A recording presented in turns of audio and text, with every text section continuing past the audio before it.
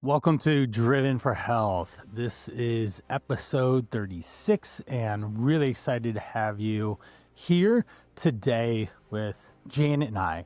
Now, Janet is a longevity specialist. She has transformed her life from her 30s, 40s when she realized she just wasn't looking or feeling that great, and we'll go into her story a little bit. And then when she transformed through the last, 2 decades or so at the young age of, I'm not even going to say how old she is or young she is because she does not look how young she is. She's a testament to good health, good nutrition, and just overall taking care of yourself. Let's welcome Janet McConnell to our show, and we're going to jump into longevity. So, Janet, what is one or two key pieces of takeaways you would love for the guests to just grab onto? Hello, and thank you so much, Coach Brian, for that introduction. And it is okay to say my age. I am going to be 70 in 4 months. That's incredible, right? I wanted you to say it, not me. Well, I know in our culture, we're afraid of that, like Right, never tell your age. But I mean, if right. you're a longevity person, you should tell your age Oh, because that's totally. the point. It's a badge of honor for you, right? I hope my goal is I'm 42, almost 43 at the end of this month, being today's December 8th, but Hey, yeah, 28th is my 43rd birthday. But I just want nice. to look and feel the way I do now when I'm 50, but I imagine that'll keep going until I'm 70. I just want to be young and sprite and energetic and all. So Right. Well, so to answer your question, and if you keep going the way you are, you will reach that goal. thank you. Thank you. I think it's important. You said a couple of takeaways. I Yeah, would, like one or two big things that you want to grab onto, and then we'll jump into the story. So we just hooked the audience, right? We want to get them all ready to go. yes. So I think that one of them that I believe very strongly in that I want people to take away from this is a way of shedding this idea that aging is something to avoid because we can't avoid it. No, So the way to meet it is head on in saying aging is inevitable, but decay is optional. I love that. That's powerful. I like that a lot. So what she's saying is that you can choose to take care of yourself or let yourself go. But at no matter what point you are in life, and she and I are both a testament to working with way too many clients throughout the years, that no matter where you're at, you still have the choice to improve yourself, even if you let yourself fall victim to a chronic illness, just not paying attention to life, stress, all sorts of different things that life throws at us.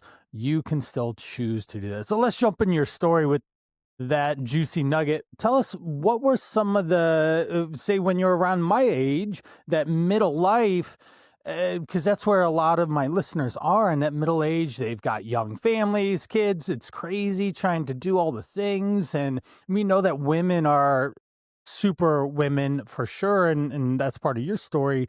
But the guys too, they're having their own issues with juggling all the demands in middle age, and we'd much rather have a midlife evolution in a sense of better health than a midlife crisis, and they crash and burn with their relationships, their finances, their career, whatever. We don't need to do that.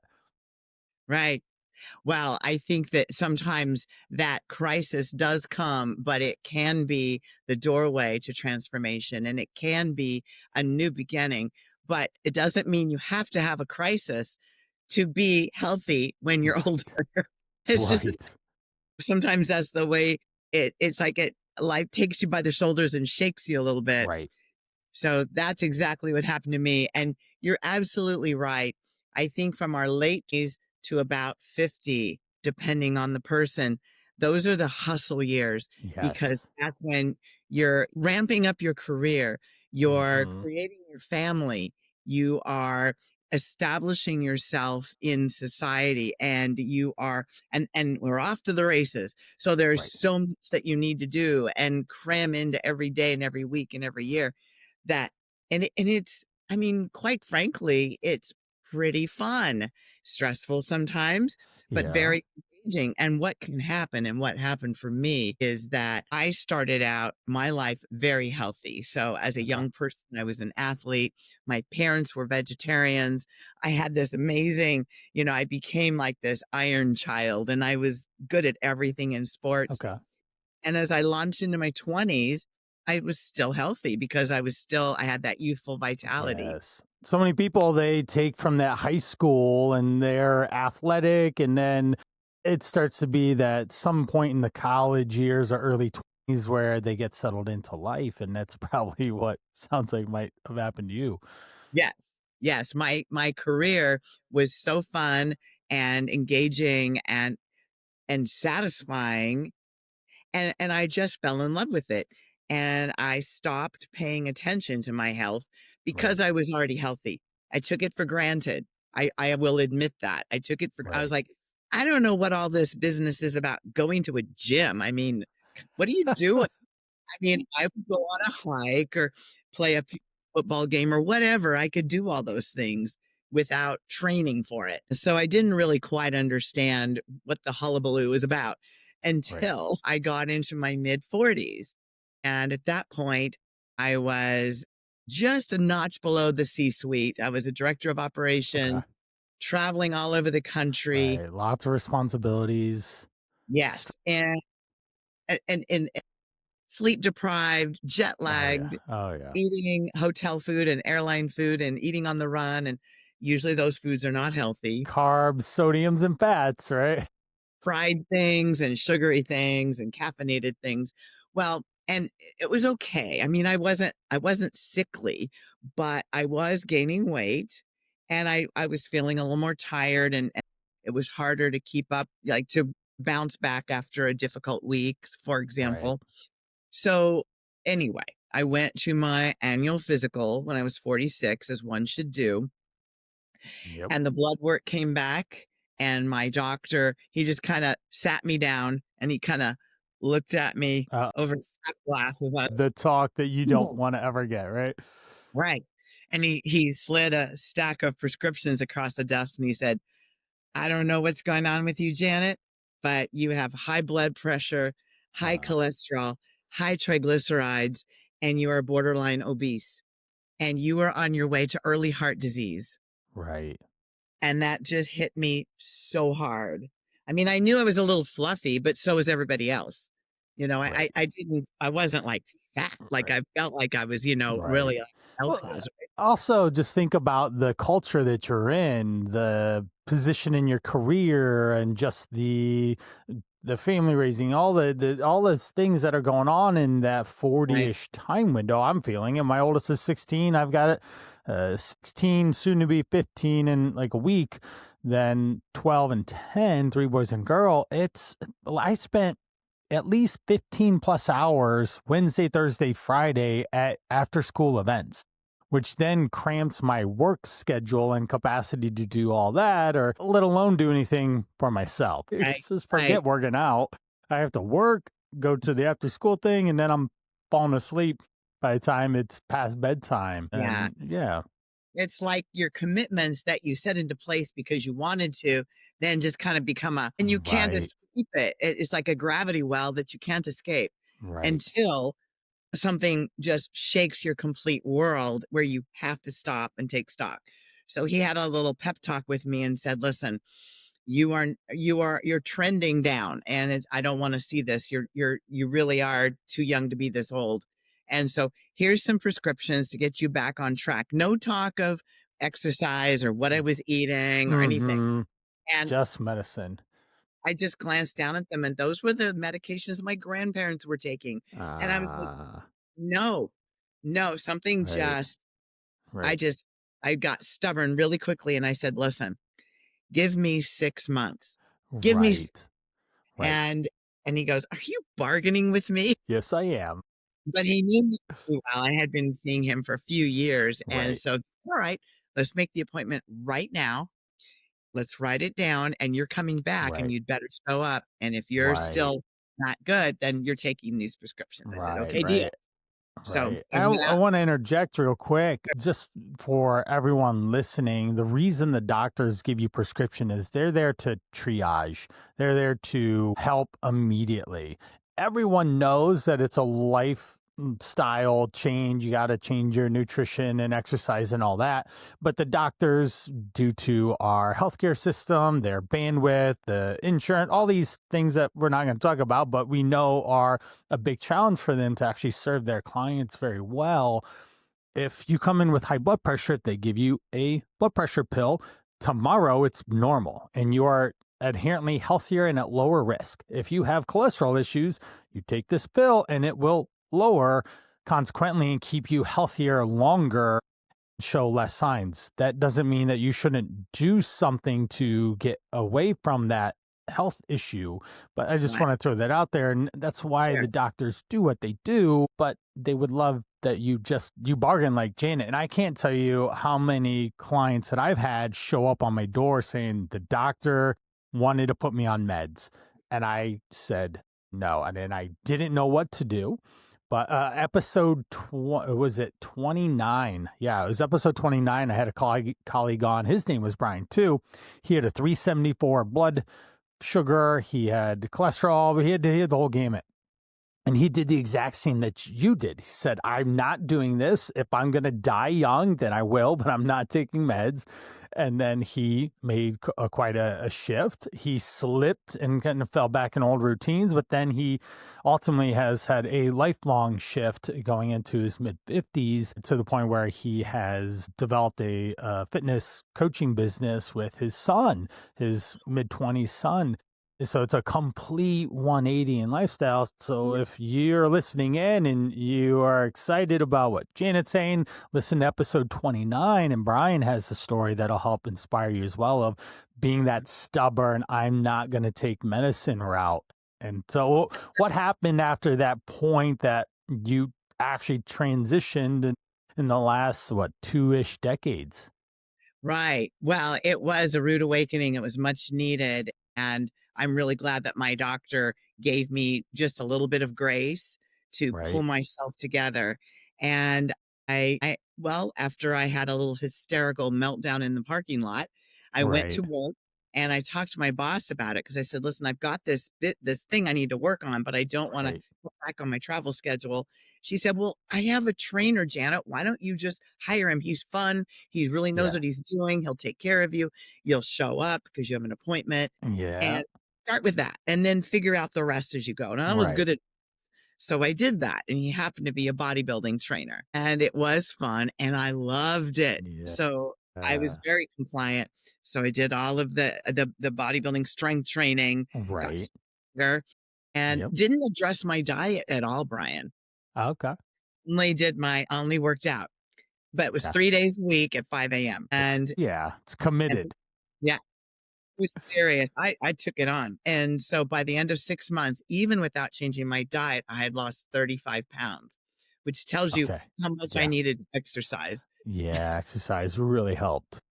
And the diet came in after, because then after I went to my doctor, got cleared because all of my symptoms were gone and I was in much better shape. I saw these 2 women that came to my gym training at the same time as me, who were just a little bit younger, but Yeah. they were jacked. And I was like, they're lifting the same weights I'm lifting. If I was curling a 20-pound dumbbell, they were curling a 20-pound dumbbell. Okay.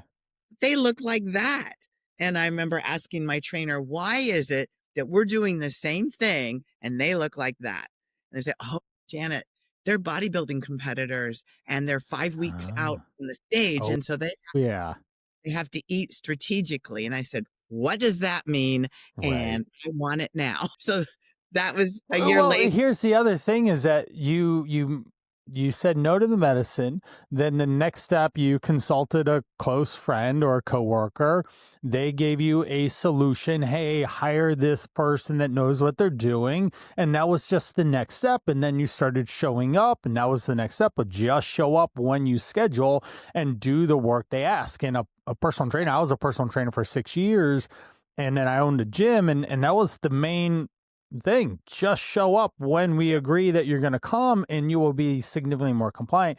And what I'm trying to say to the audience is it's just a simple next step of, okay, I need to move in the direction of getting healthier. And then it starts to unfold. Now she's hooked, bought in. She's already had an incredible transformation so far.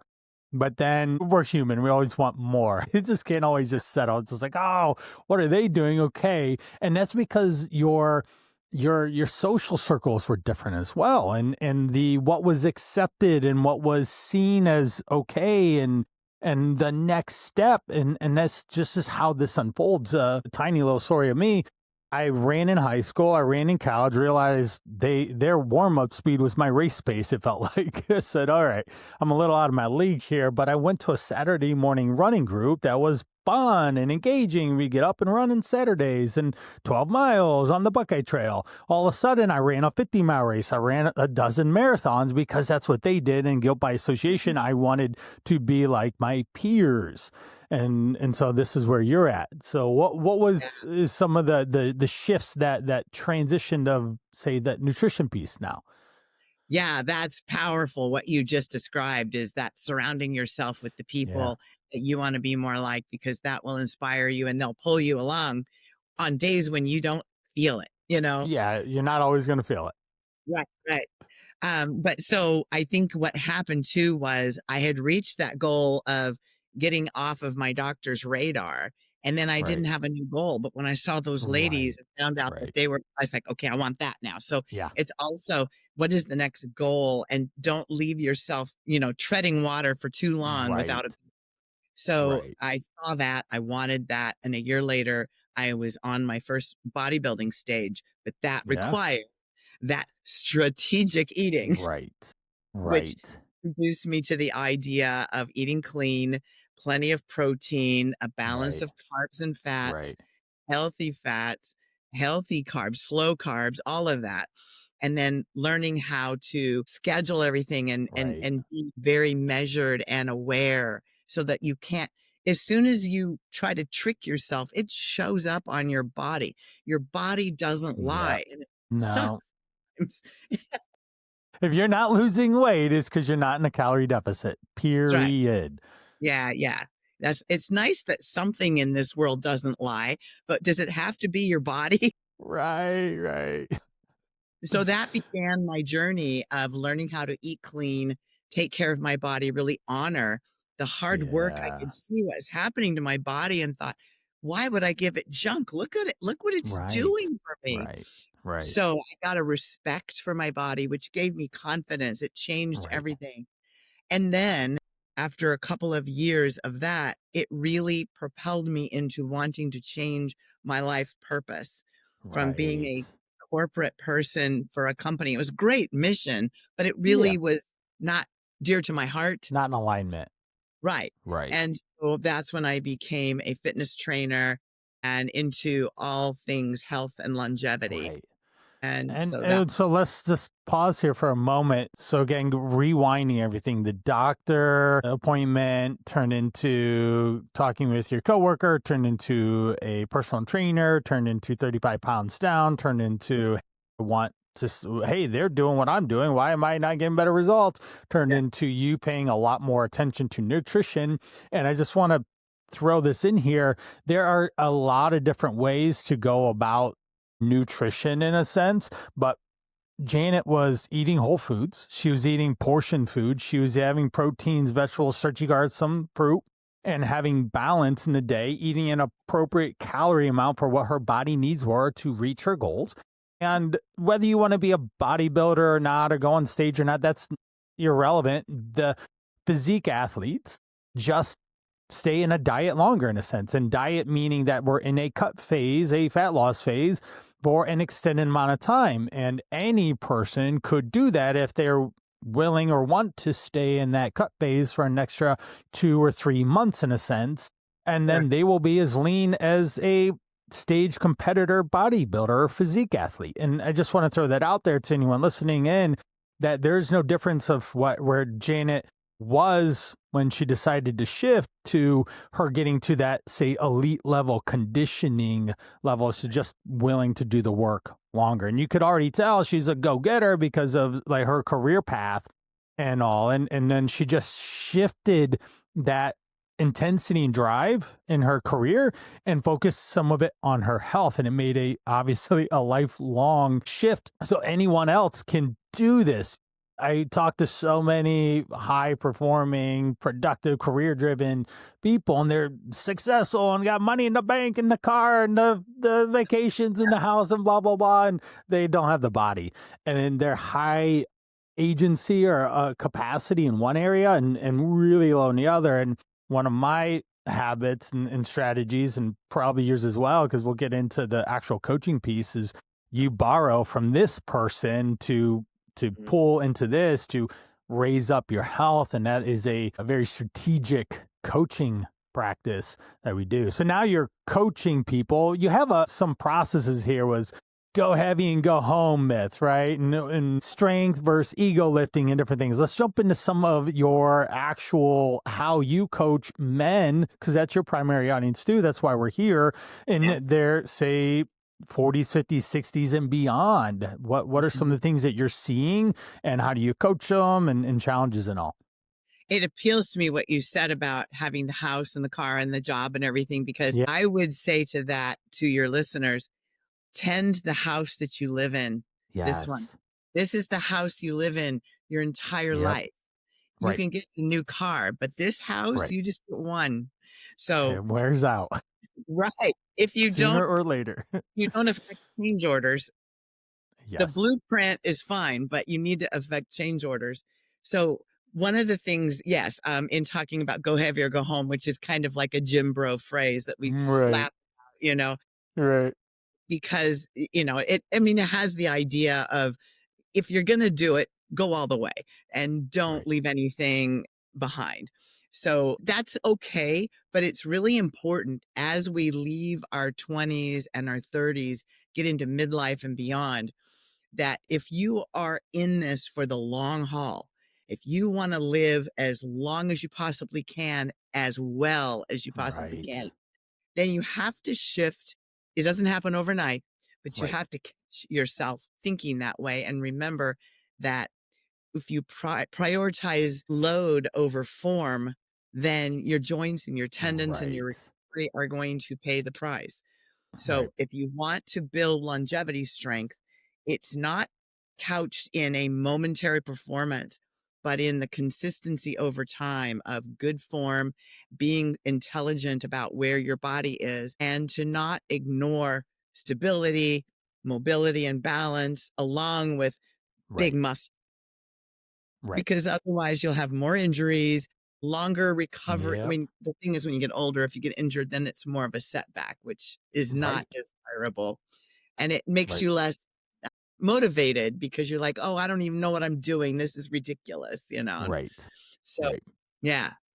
So I think you made a good point about, you don't have to be a competitive bodybuilder to be in great shape, but some of the habits are similar. It's just that bodybuilding more intense, but it's still the same. Well, let's say intent, not necessarily intense. Intent on their purpose to the outcome. The same thing with, say, in the career path of a lot of the guys that we work with. They're very intent on attaining a certain income level, a certain level of status, a certain car, a certain personal brand, in a sense of how people see them. They're very intentional on that, but they don't see the health as one of those areas. And it could totally be from their upbringing to the crazy chaos that comes in the 25 to 50-ish range of life, and trying to juggle everything that's happening there. So the intent of where your health is, and Janet and I both have very strong intent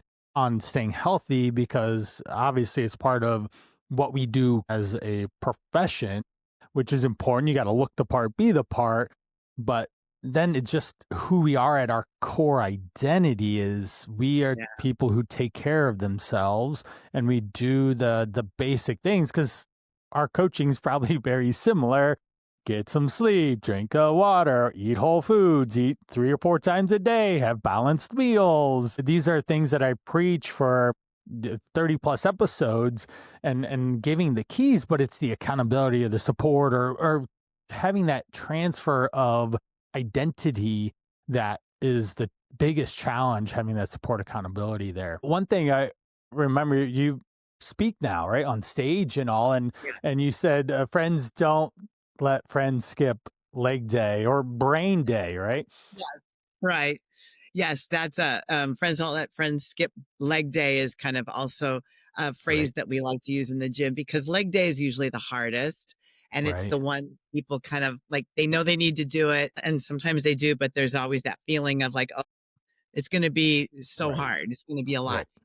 And what I want to say to people is that in my latest speaking rounds that I've made in the last year, I have really I've dived into brain health a lot and its connection to Right. physical activity. And we've known for a long time that cardio, VO2 max, is really good for the brain. We know Yes. that community and friendship and Right. connection is really good for the brain. But there's so much more to it than just doing Sudoku puzzles to avoid dementia. Right. We're finding out in the research now, in the last 4 years, it's been long enough to have longitudinal, double-blind, peer-reviewed research that says Right. one of the most important things you can do to catapult your brain for health in the decades to come is really maxing out the strength in your legs. Your Yes. legs are the stimulus for BDNF, which is brain derived neurotropic factor, which is like miracle grow for your brain. Right. So the lower body work that you do gives you the biggest hormonal and neurological response to be able to rewire frayed connections to create new brain cells, new neurons. And also it helps with improving insulin sensitivity. And Right. insulin, because muscles love sugar. So they're Yes, they kind of, do. And we call it, carbs. yeah, Well, let's take a time out here. You yeah. eat food. Food is derived of calories, then protein, carbs, and fats. And then your body does things with it magically. It takes carbs and break them into glucose. And then that elevates your blood sugar levels. And then your body releases insulin, which then grabs onto the blood sugar and stores. Stores isn't necessarily a good or a bad thing, depending on how you utilize it. And what Jan is referring to is when you do leg day and you have used a lot of gas in the tank being your muscles and the fuel being the muscle glycogen, which your body converts blood sugar into, and carbohydrates that you eat, whether it's simple sugars like the white stuff, candy, honey, or even say like milk or rice, or then we have the just our regular food sources that we have too that then get put into your muscle. And so you work out and then you eat carbs, which is important here, right? We're both of us are in agreement that carbs are important, that you shouldn't cut them out. And so you eat carbs and then they go back into the muscles, which then recover the whole body and the muscles and help keep you strong and energetic and recovering well and all these things. So time back in. Just wanted to clear that for people. Yeah, that was a really good breakdown of what happens. We think of muscles as a place where glucose just naturally goes, like it's magnetized to go to your Right. muscles. If you have more muscle mass, you can process more glucose. Yes. And what Right. happens is then your insulin sensitivity stays healthy. And the Right. reason that's good for your brain is because, I mean, one of the nicknames for dementia is type 3 diabetes. Yes. Yeah. And that's because when you become insulin insensitive, not only can it lead to diabetes anyway, it can also encourage dementia processes to begin happening. So Right. it's really, so that's why now my clients always come to the gym and they go, "Oh, it's leg day. Friends don't let friends skip brain day." Yes, yes, that's awesome. And so let's define insulin resistance. So say normally your body you eat this much food and your body releases this much insulin to be able to then grab onto all that and store it where it needs to go. And the muscles and stored body fat, that's your body's constantly storing and releasing carbs, storing and releasing body fat. It happens all day, every day. So people are like, oh, I don't want to store fat. You are going to. It's just a biological process. So your body, you eat this much, you release this much insulin to deal with this. Well, insulin resistance means that you gotta, nothing happens here. You need to here and then here and then here and here, and you keep having to release more, which then places a huge strain on your pancreas and other systems that are going on, because you have all this, you have this much extra insulin every single time that you eat to get the same response that it used to cost here. And it is a big issue, and it does lead to type 2 diabetes, or it goes into the process of where exactly what Janet is talking about is causing dementia. And that's just based on just poor eating patterns, that you could influence dementia happening sooner or more aggressively, even if you were going to get it anyways, but it could be happen sooner, faster, more aggressive if that were to be the case. Right. Yeah. And also what you're describing in that, you did a really good job of breaking that down, Brian. I have to keep it as simple as possible for people, or I lose them anyways, right? It's just like, okay, what's the third grade explanation of how we explain this, right?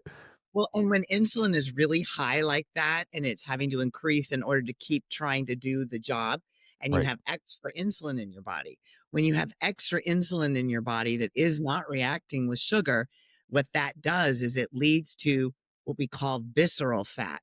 That Yeah. is one of the influences of creating Hmm. visceral fat. And that is the fat that grows around your internal organs in your Yes. abdomen and in Right. your chest, your heart, Right. your liver, everything. And Right. so that is the toxic fat that, Right. and one of the signs, this is one of the physical signs that, excuse me, that you have too much insulin swimming around, is when your waist is bigger than your hips. So if you Yes. measure Yes. around your waist and it's a larger, we talk about the dad The beer bod. belly, exactly what I was going to point out. So you already transition of, if your stomach is hard to push on and it sticks out a lot, then Yeah. yeah, you're in Yeah. trouble. You have a Even lot of if visceral fat. blood test, even if your blood test doesn't quite show it yet, Right. as it will. I mean, it's It will. Yes, it's coming. It's coming. Yep. right. And so that's the thing to really watch out for, even if your doctor has not, rung the bell yet on you to have to take insulin help. So Right. it's really important to get that under control. And I believe that that is one of the cultural things that we kind of make it okay these days when we talk about how 70% of our population is overweight. And it's Right. kind of normal, but Normalized it. Right. not good for Right. longevity. I mean, No. obviously, it's Right. not gonna take you down the road. It's normalized that the food that you eat on a everyday basis, someone else has prepared for you. It comes in a package, a box, it's got a label on it.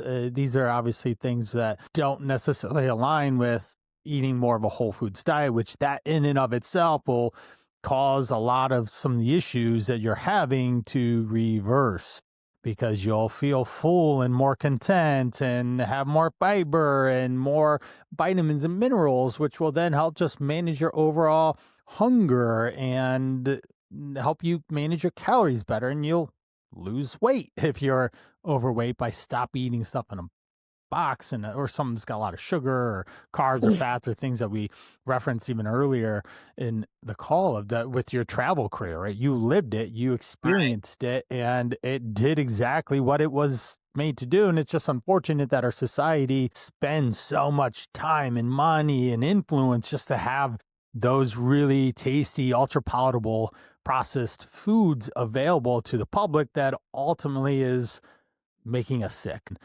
Again, not part this episode to jump in, but we're doing our part, right? We are getting out, we're speaking, we're talking, we're communicating, educating people and encouraging them, and creating real life transformations. When someone awakens, in a sense, they take the red pill and they come out of the matrix, so to speak, and like, wait a Yeah. minute, why have I been eating all this stuff? Well, it's because Kellogg's has spent billions of dollars to tell you that Frosted Flakes is great thing to eat first thing in the morning and right Yeah, before bed too, because why not? yeah, right. I just had somebody respond to me on my YouTube channel saying, "Thanks to you, I'm now eating protein for breakfast." And he was like Yes. listening, and he goes, "I used to just have strawberry zingers." Yeah, right. Oh, nothing like starting that insulin roller coaster off the Yeah, first thing in the morning, right? yeah, pretty scary. Yeah. Yeah, but Now, I do. Oh, go ahead. Go ahead. I was you finish. I already know what I'm going to say. Oh, I was just gonna say that it's important. I mean, people say to me, like you did at the beginning, like, "Well, you don't look like you're on the verge of turning 70." And Right. what I try to say to people, and I don't know that they always believe me, but I have been working on what I am Right. today for 25 years. Yes. For Yes. 25 years, Right. it's day in and day out Right. and not always super disciplined. I No, don't you don't have to be, every right? year. So I Right. let myself off the hook a little bit, Right. Thanksgiving dinner, right? Right. But Right. then you're right back in it. And I want your audience to remember that your future self is just about to be born right now. Just about to be born. Right. What do you want that new self to be? Right. Right. I think of me being 43. By the time I'm 70, it's what, 30, if I do the math correctly, it's 27 years or something like that left. I can be a millionaire just investing Yeah, properly. I can have and own a house. I can own cars. I can have uh, challenging to grow a family at this point at 43, depending on how young or old my wife is or remaining fertile. But right. I could have like a whole other life in that time frame and Yes. still come out really well. So this is a wake up call if you're listening Right. in and you're like, wow, I'm completely lost. I don't know what to do. I just don't Right. feel well. I don't like myself, the way I Yeah. look, feel, any of that stuff. It Mhm. can be different. Yeah. Absolutely. You control it, and Yep. it's easy to kind of, like, forget that in the mad rush of life, but we do have choices that we can make. They're the arch Right. you're in architect years now where you're building your future health, Right. and Right. strength and muscle that are laid down now are insurance for when you are 70 or 80. Life insurance, you're doing it right now for Yeah. then. And Yes. you Yes. you won't know until you get there, and Right. you don't wanna be like, "Wow, I should have done Right. something."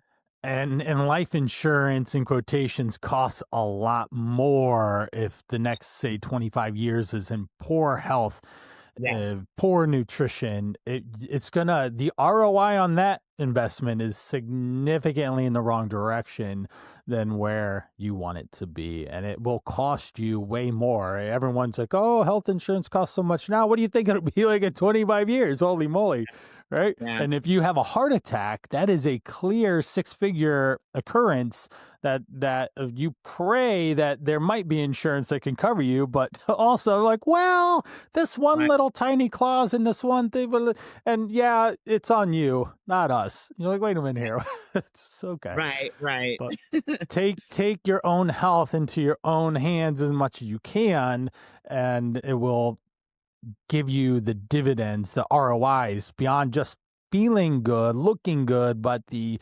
ability to experience life on a significantly higher level is what's at cost here. Yes, Yep. exactly. It is that, what do you call it? Sweat equity. Yes, yes, yes. And a lot of it's free, right? You Yeah, can drink water, you can go to sleep on time, you can walk your body, you can do calisthenics. All of the stuff is free and readily available to you to start and do and be healthy. So, and each of those things you mentioned, those are little habit tweaks, you don't have to yes, do everything at once, but right, pick one thing, perfect that, because every little habit that right, you change for the better is another vote for the person you right, want to be. And right. it's another way of really underlining that you are who you say you are. If you're, Yes, if you're amazing at work and you're the hero of the day, how are you that for yourself?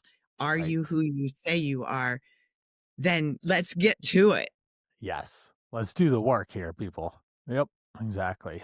Well, I'm curious about what are some of the other things that you talk about or hear other people talking about, especially when it comes to, say, longevity, taking care of yourself. Are there any other highlights that come to mind from you or your colleagues when you're on the speaking circuit?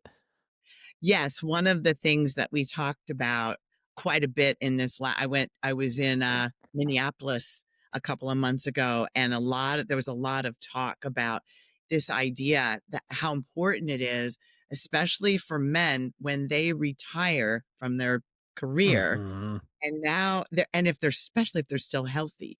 Yes. What now? You know? Right. And so what is it that you wanna do next? So one of the things we've talked about is that even more for men than women, I think your identity is caught up in what you do, Of what do you course. do? And it's the first thing Right. we ask somebody. Yep. And then that just ends. Well, I used to do this. Right? Right. Your past What? identity. Yeah. But I there's used to got play football back in high school, yeah, yeah. and then I haven't taken care of myself at all since then. Right. But you still wanna go heavy or go home, and that's a problem. Right. Yep. I think that having a vision for who you wanna be next, what are the things that you've always enjoyed doing, Right. barely had time to do, that could now expand? Right. Who are you now? Really journaling and meditating and therapist, whatever you need to do to get Right. that out. But Right. find out who are you now or who do you want to be next? Because it's really completely up to you. You Yes. don't have Yes. to punch in, you're Right. you now. Right. And so having those goals and aspirations and very many people in my audience, they're always very active goals like traveling Right. or getting better at their golf game or their pickleball or their Right. tennis. Right. Pickleball is all the rage, right? Yeah, yeah. And just having like, what is it right now that you love doing that maybe you don't get to do a lot, but you love doing it that you don't want to give up when you're 70 or Right. 75.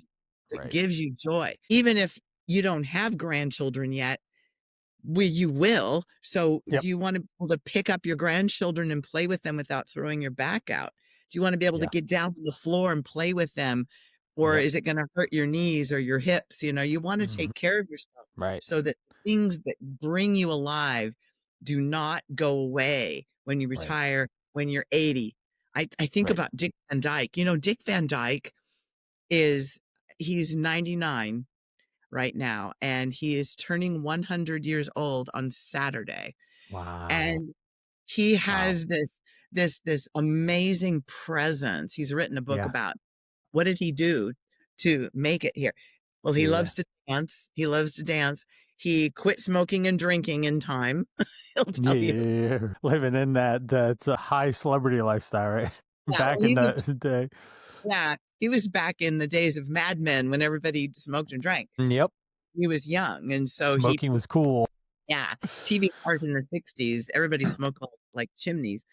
But he also just has this joie de vivre where he just loves being alive and Right. being vibrant, and he speaks very Yeah. eloquently of this, but it's because he stayed moving and he stayed Right. challenged and kept looking for the next Right. thing that he was interested in.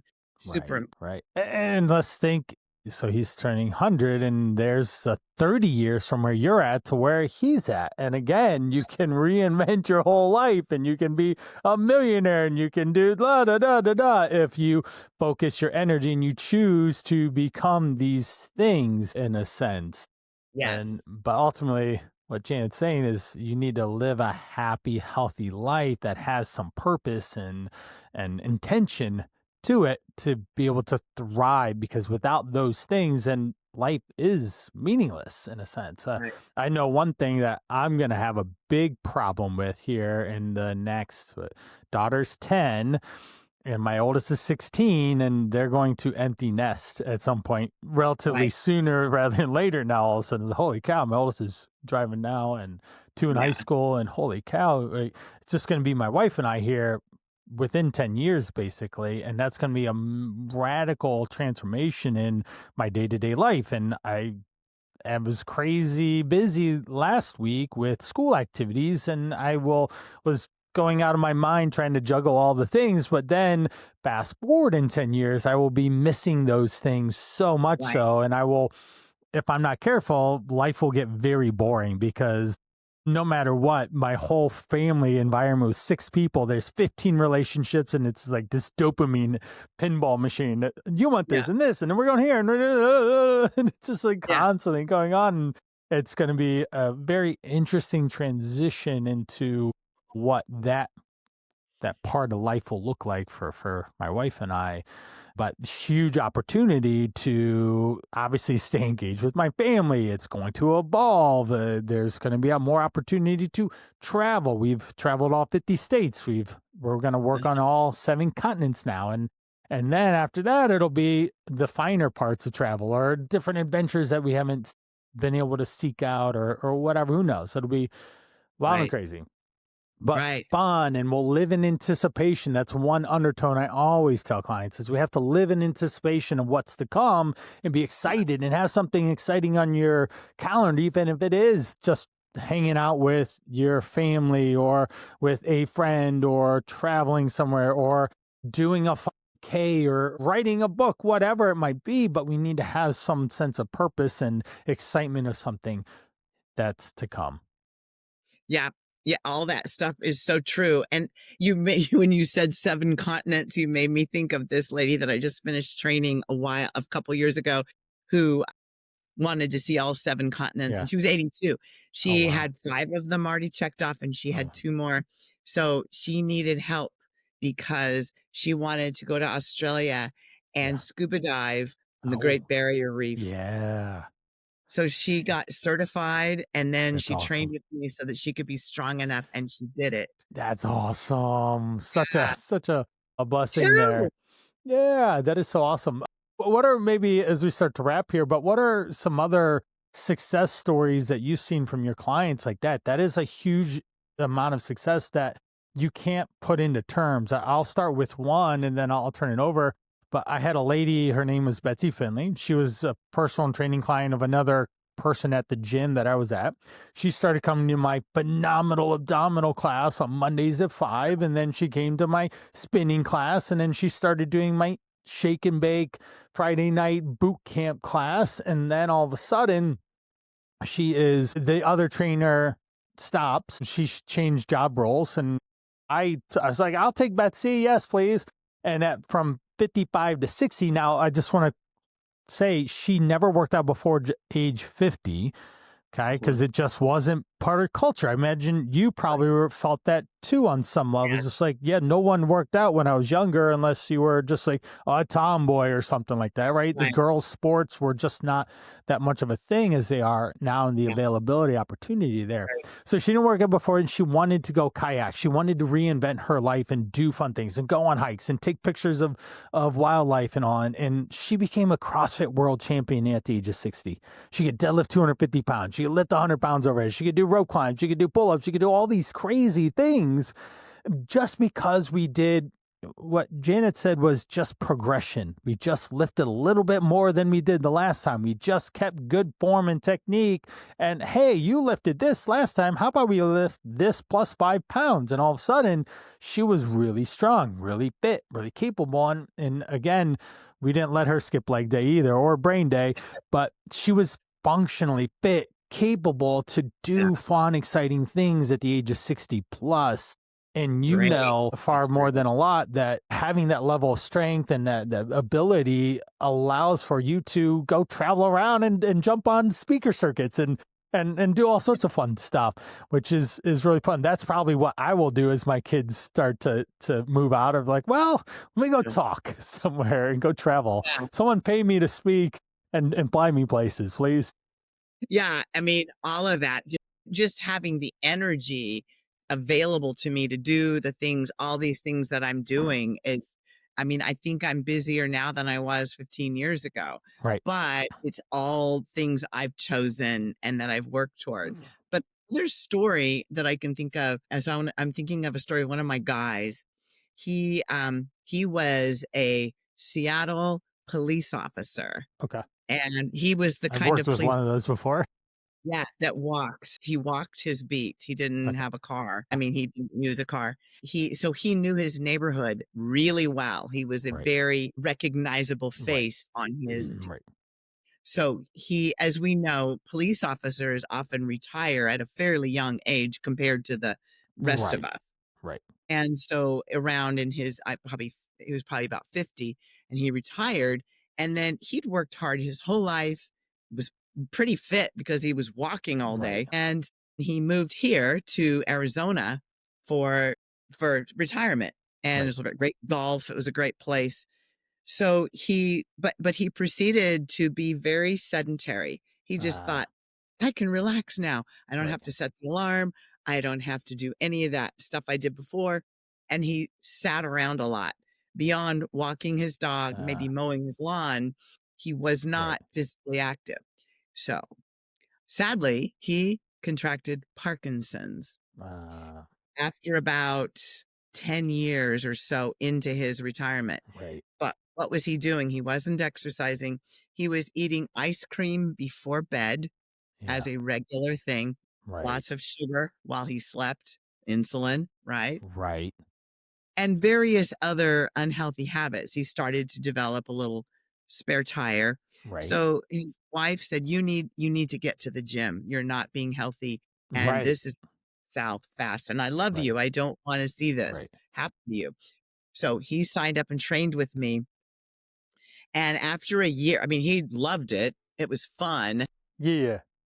I So j you he probably tapped into his younger self, right? Yeah, Hey, you're a strong, handsome man. Let's get back in yeah. moving and tapped into all that energy. Yeah, his joy for it reminded me of my joy for it Yeah. when I first encountered it. It's like, "This feels so good," Yeah. and you get pretty much better pretty quickly Yeah. if you're really consistent. You see progress really quickly, and he just loved that. So he started so after about a year, he came to me and he goes, "You know," because he went to a neurologist, obviously, for his Yeah. Parkinson's, and he was taking some minor medications to control the tremors, but that Right. was it, kinda early stage Okay. still. But his doctor said, I don't understand it. I don't understand why you're not getting worse. And so, so he didn't have to up his meds. And this doctor, of course, was treating lots of Parkinson's patients. The general progression, it's a progressive degenerative disease and there's no cure. So Right. it's just a matter of keeping the person functional as long as you can.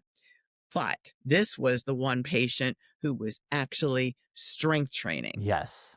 Yep. And he kept saying that, and then he'd go back 3 months later for a checkup again, and nope, still don't know why you're not getting worse. And that is what made me curious Yeah. about the connection. Ah, yes. Dug into the research and found out, sure enough, these Yeah. papers were coming out from Right. neurologists who were finding that there's something to lifting. So Right. even now, he's still very active. There has been a little bit of progression, it's been 4 years. So, Right. the stuff he's experiencing now, he should have experienced in 1 year. Right. Right. So it's going to extend the quality of his life just because his wife got after him and said, "You need to go to the gym." Yep, yep, yep. That's excellent. Kudos for her to stepping up and calling him out and making sure he did something, because sometimes spouses or people don't, and they end up, again, guilt by association. The people you spend your time with Right, will either lift you up or sink your ship, in a sense. And if they right, both were just dozing off on the couch with ice cream bowls on the visceral fat stomachs that are poking out, then yeah, they're both gonna die younger because of just lack of movement. Humans are meant to move. We have to move until you die. And I have an 83-year-old that I'm working with, and she was talking about she's having a hard time keeping food and calories from getting burned too much. She's 83 and she's like, I keep losing weight. And so she's like, maybe I should stop going to the gym. I say, no, Setsu is her name. I said, Setsu, we can't do this. I am not going to advocate that you move less. I'm going to advocate that you eat more. And right. whether we eat when you first wake up, and you eat right before you go to bed, and we eat as much as we can in there, and higher calorie foods, whole foods, and more calorie dense starches and healthy fats, then that's what we're going to do, because the answer is not move less in your situation. The answer is eat more, and that's what we're going Right, to do. right. It's It's funny move. you're this because a week from today, the video that will drop in my channel is about if you've been skinny all your life and you now realize you need to strength train to preserve Yeah. your bones and your Yes. muscle, what do you do? Because Right. you've never diet. And one of the recommendations was that there's ways that I give where you can sneak calories in that are healthy to Yes. make it easier to meet your calorie Right. demand so that Right. you don't keep losing weight, but you also don't feel bloated and heavy. Right. Right. Yeah. Exactly. Well, this is awesome. From a really busy active life to realizing you got called out and you did something about it. Now you're at the young, beautiful age of 70, and you're thriving and more energy than probably any other 7-year-old that you ever come encounter with, right? But you're using it for the better of mankind, the better of humans, and encouraging people to take better care of themselves. And so where can we find more out about you, your website, your YouTube channel? Like where can we go to hang out with Janet? The most active spots are that my YouTube channel, Aging Strong for Life, and I trust that you will post the link for Yeah, that. it'll be in the show notes below, right? If I'm pointing down below, right? Yeah. That yeah, it's on fire right now. It's That's I'm awesome. having kind of a viral moment, but I think it's just Yeah. on because there's a lot of people out there looking for answers on how Yes. to age strong, what to cut through all the noise and all of Right. the fluff and the hype Right. and the extreme language and Yeah. it's like straightforward Right. information, just like what you would give, where it's like, here's the steps, here's what you Yes. do, here's a Yep. story, here's what I tried, here's what didn't work. Yep.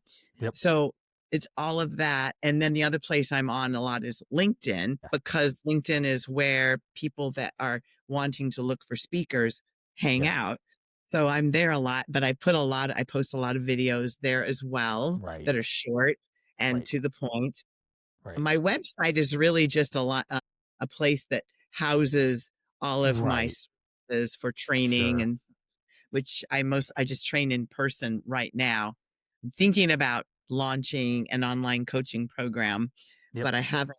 I've just sort of You like should, got because that's what I've been doing for 10 years, and I would probably not go back. I do like in person, but the that. capacity and reach, and if you're going to travel a bunch, you can still have Yeah, active clientele and not miss a payday in a sense, because you're right. not there, right? It's more Yeah, scalable. Yeah, it's more scalable. exactly. Yep. Yep. I'm considering that now, and writing another book. I have my first book is Elements of Aging Well, my journey so far. Yep. Look at that. Show that picture again one more time. You can see this on our website too, but you look great. You've done so well Thank taking care of you. yourself. Yeah, there's pictures in there of my bodybuilding pictures too, but I wanna write another book. It's the working title is Unretired and Unstoppable. Yes, But that's I think of this time, Brian, I think of this time in my life and in your clients who are getting older, that this is the bonus round, you yes. know, in a game Extra show. innings. Like, yes, where you can win the Yep. game with one thing, like, Yes. Jeopardy, and then there's Double Jeopardy, and then there's Final Jeopardy. And in Final Jeopardy, you could be in 3rd place and you could still win, Yes. Right. and that's kind of my working, you know, premise for what Yeah. I want to write in this book. So I'm working Nice. on that now. That's But those awesome. are the 2 best places to find me, Yeah. is my The YouTube channel. YouTube and LinkedIn. Excellent. Excellent. Well, thank you. Do you have one last parting gift, in a sense, a tip, trick, hack, something that you could part us with, that someone like, yeah, that's really good stuff. Well, I just heard the other day on a podcast where the person said, I think it was like a Buddhist saying, or, some Zen thought Yeah. leader who said, don't pray for the road to get easier. Right. Work to build stronger legs. Yes. And so that Yes. kind of goes along with my idea of easy is the enemy and Yes. challenge is the cure. Yep, I totally agree with that. Life is meant to be lived. There are going to be challenges that you have to overcome, and the people who are successful have learned the skills and understand that their change is inevitable. It happens every single day of your life. There's change, and you have to adapt. And the strongest adapters will survive, and Mm, that's just evolution. mm. Period. That's right. That's the Yeah. world that we live in. So buckle up. Retirement doesn't mean sit on a couch and eat ice cream and bonbons and start your day with strawberry zingers. It's you Meet still it have to head on. move and you have to find a different stimulus for how you channel your energy. That's right. Yeah. Go down swinging. Yep, exactly. Well, I want to thank you and I want to thank everyone for listening to Driven for Health. And this is episode 36 with Janet McConnell, and all her information will be down below. But what we both agree on is live life in a challenge and conquer everything that comes your way. Have a wonderful day. Thank you.